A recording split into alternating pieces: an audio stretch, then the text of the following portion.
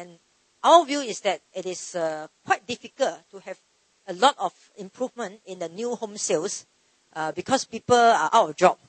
Okay? And at the same time, people are very uncertain about the global economy nowadays. So they used to borrow a lot to spend, but now they are cutting back when they are cutting back the spending, we call it household deleveraging, cutting back your debt. So it doesn't really help in terms of home sales.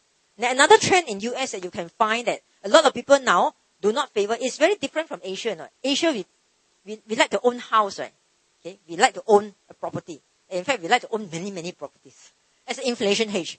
In US, they used to do that, but after this time round, that the market hit them quite badly, you see that the house prices started to correct. People now go back to the trend of renting. Okay? The house ownership now is just about 65%. So which means that they're still, and this number may come off because people now think that I would rather rent because things are so uncertain. I will just rent a cheaper place or whatever. Or maybe, if things get cheaper, I may rent even cheaper. So why should I actually commit and go and buy a house? Okay? So we haven't really seen things shifted back to support on house sales. So the economy, in conclusion, I think that the US economy is going to be quite low growth. Low growth means that it could be 1%, 2%. Okay? But in the longer run, to the next 1 to 5 years time, we think that 2-3% growth is about there. Okay? So for US, if you want to look for strong growth, this is not the region for a strong growth. But safe, there are some corporates are quite safe. Let me show you some of the number. Okay, this is another slide to show the first slide. The US ISM order, as I said, above 50 expanding, below 50 contracting. And we have this chart to show you that, you look at the circle, every time it hit below 50, 2 out of the 4 occasions in the past that this number hit below 50, a US recession follow. So in other words, you have about 50% chance if the number drop below 50 to enter into a recession. And the market has very low confidence on what the US can do in terms of policy. The reason is because this is interest rate all the way come off to very low level. And we're talking about 0 to 0.25% of interest rate. Very low level. So how much can you cut? You really have very limited room. Not much can you cut further. Okay? And the US economy, they are very committed. The central bank are very committed to have this low interest rate to stay until middle of 2013. So this period, you will have very low interest rate. Of course, this is actually a big relief for people. Imagine that you borrow money, you got to pay interest.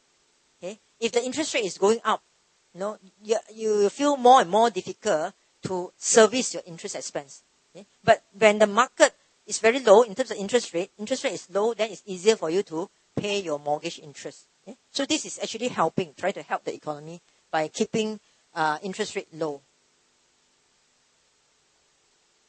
Familiar face, Bernanke, the Fed chairman. He mentioned at a very recent meeting in Jackson Hole that most of the economic policies that support robust economic growth in the long run are outside the province of the central bank. Okay. So normally we will read along the line of his statement. What he is trying to say is that you don't put too much hope in the central bank. Now, whatever central bank need to do, they have already tried their best and they have done their best. Okay? The interest rate is already very low. So if everybody want the economy to have a robust economy in the longer run, you cannot just rely on monetary policy. You cannot just rely on the policy from the central bank. So which means that the political party, the leaders have to come in to help them to do something. The fiscal decision is very important here. You can do but fiscal spending is quite limited now in US because they recently just increased the debt ceiling, so they have to control the fiscal spending. So what they can do, they can use like quantitative easing. Okay? They can do like buying bond in the market, printing more money and all that. Okay? These are some of the layman terms I use, which means increase the money in the system so that there's plenty of liquidity in the system to buy into assets. Okay? He also mentioned an adoption of good proactive housing policy will help. Okay? So far, we have been monitoring this, haven't come up with any solid policies yet. So what is our view? Now, our view is that US will have slow growth, but US will be able to avoid a recession. Okay?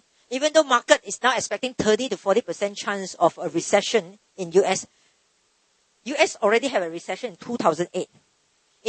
And then 2008 recession, and then recover, right? So if this time round, US dip into another recession, this is what we call double dip. A double dip scenario is very seldom in US history. If you look back at US history, only have, I think, one occasion that they had this double dip recession. That was in 1979, when they have an oil shock, when the oil price go up a lot. Okay? Then they have economy drop into recession. And then after that, 1.5 years down the road, 1981, when the Fed chairman tightened the monetary policy, which means the interest rate go up. And the interest rate really go up significantly. That caused the economy to dip into recession. So that kind of scenario, because of policy mistake, you have a double dip recession. But this time round, so far so good. The policy seems to be quite supportive to the economy, and it is not something that is very worrying right now, the policies of US so far. Okay? So we are not expecting a recession. We think they can avoid, and we believe that they can avoid a recession, but the growth is still very big. Okay? This is our view. A lot of the fears and the concerns of the recession has already been discounted in the price. If you look at all kind of assets class, only precious metal did very well. Here I said precious metals, mainly gold. If you look at gold price, has done very well.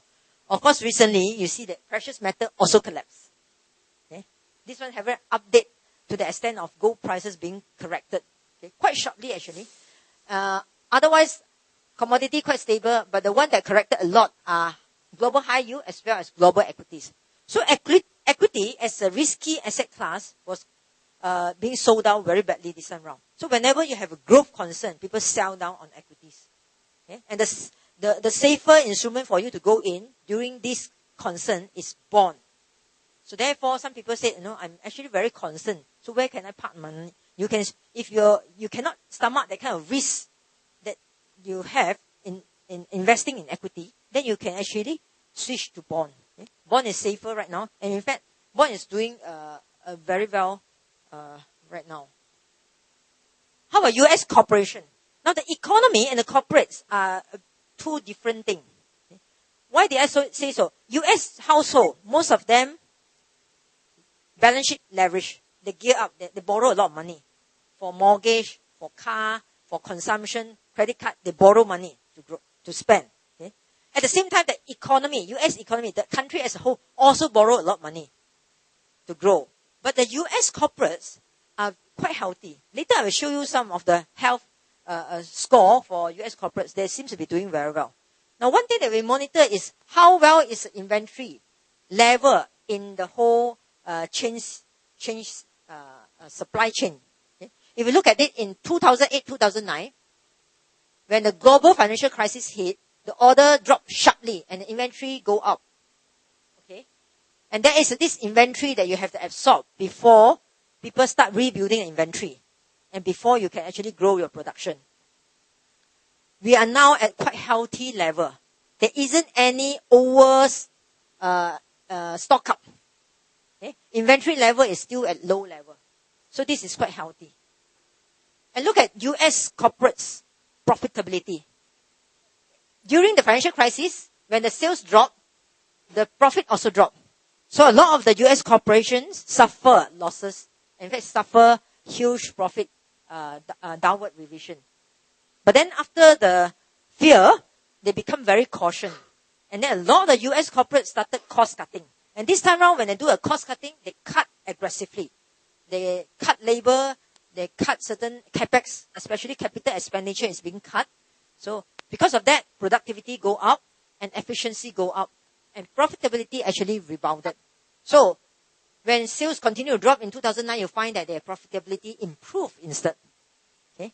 And of course, because of the inflationary environment of the loosened monetary policy,